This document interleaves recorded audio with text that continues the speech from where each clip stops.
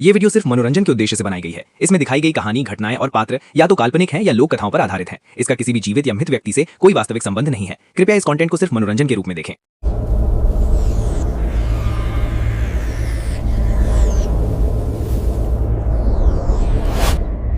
मैं आरव दिल्ली से करीब 200 किलोमीटर दूर एक छोटे से कस्बे नारायणपुर में अपने नाना का पुराना घर संभालने आया था। नाना की अचानक मौत हो गई थी। लोग कहते थे हार्ट अटैक, लेकिन पड़ोस की बूढ़ी अम्मा ने जाते जाते मुझे एक बात कही थी, बेटा उस घर के पीछे वाले पीपल के पेड़ की छाया से दूर रहना। पहली रात सब ठीक था।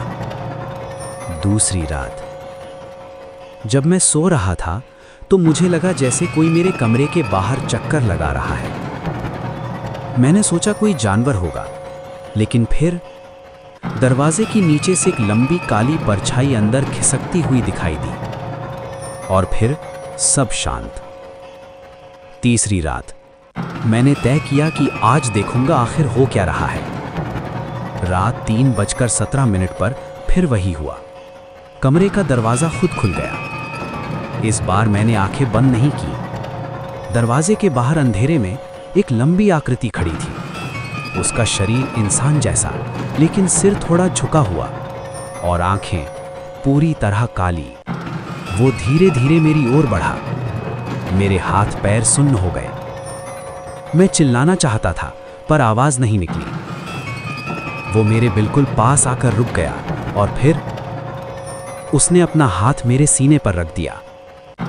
हाथ ठंडा नहीं था, बल्कि जला हुआ था। और अचानक मुझे ऐसा लगा जैसे कोई मेरे अंदर झांक रहा हो। मेरी सारी यादें, मेरे डर, मेरे राज। फिर उसने एक शब्द कहा, तुम, और गायब। सुबह मैं सीधे उसी बूढ़ी अम्मा के पास गया। मैंने पूछा, खबीस क्या होता है? अम्मा का चेहरा सफेद पड़ गया। खबीस इंसान नहीं होता, वो जिन भी नहीं, वो चीज है जो इंसान के डर से पैदा होती है, और जब उसे किसी की कमजोरी मिल जाती है तो वो उसका साया बन जाता है। मैंने हंसने की कोशिश की, पर पिछली रात की ठंड अभी भी मेरी छाती में जमी थी। अम्मा ने कहा, तुम्हारे नाना ने उसे बुलाया था। मेरे पैरों तले जमीन खिसक गई। घर लौटकर मैंने पुरानी अलमारी खोली। अंदर एक लाल कपड़े में लिपटी डायरी थी। पहले पन्ने पर लिखा था, अगर ये डायरी आरव पढ़ रहा है तो समझ लेना कि मैंने गलती कर दी। मेरे हाथ कांपने लगे। डायरी में लिखा था कि नाना ने 25 साल पहले एक तांत्रिक से सौदा किया था। उन्हें पैसे चाहिए थे, जमीन बचानी थी। तांत्रिक ने कहा था, मैं तुम्हें ताकत दूंगा, लेकिन बदले में तुम्हारे घर की छाया मेरी होगी। नाना ने हामी भर दी। पहले सब ठीक रहा। पैसा आया, काम बने। फिर रातों को परछाइयां चलने लगी। डायरी के आखिरी पन्ने पर लिखा था, अब वो मुझसे मेरा उत्तराधिकारी मांग रहा है। उस रात मैं डर कर सोया, लेकिन इस बार वो मेरे कमरे में नहीं आया, बल्कि मैं खुद उसके पीछे चला गया। मुझे याद नहीं मैं कैसे उठा, लेकिन मैं घर के पीछे वाले पीपल के पेड़ तक पहुंच चुका था। वहां वही लंबी काली आकृति खड़ी थी। उसने मुड़कर मुझे देखा, और इस बार उसका चेहरा मेरा था, मेरी ही शक्ल, लेकिन आंखें काली।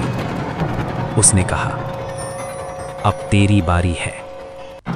अचानक मुझे समझ आया, वो किसी को मारता नहीं, वो किसी को खाता नहीं, वो जगह बदलता है।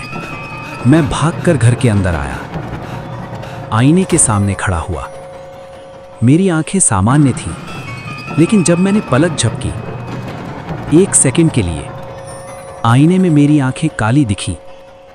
मैंने पीछे मुड़कर देखा, कोई नहीं था, लेकिन दीवार पर मेरी परछाई मेरे हिलने से 1 सेकंड देर से हिल रही थी। अगले दिन गांव में खबर फैली, पड़ोस के शर्मा जी की अचानक मौत हो गई। लोग कह रहे थे हार्ट अटैक, लेकिन मुझे पता था कल रात वो पेड़ के पास खड़े थे और मैंने देखा था मेरी परछाई उनके पीछे जा रही थी। रात 3:17। मैं जाग रहा था। दरवाजा फिर खुला। इस बार वो अंदर नहीं आया, बल्कि मेरी अपनी परछाई दीवार से अलग होकर दरवाजे की ओर चल पड़ी और जाते जाते उसने मुड़कर मुझे देखा और मुस्कुराई। अब मेरे कमरे में 2 चीजें थीं, मैं और मेरा शरीर, लेकिन साया गायब था।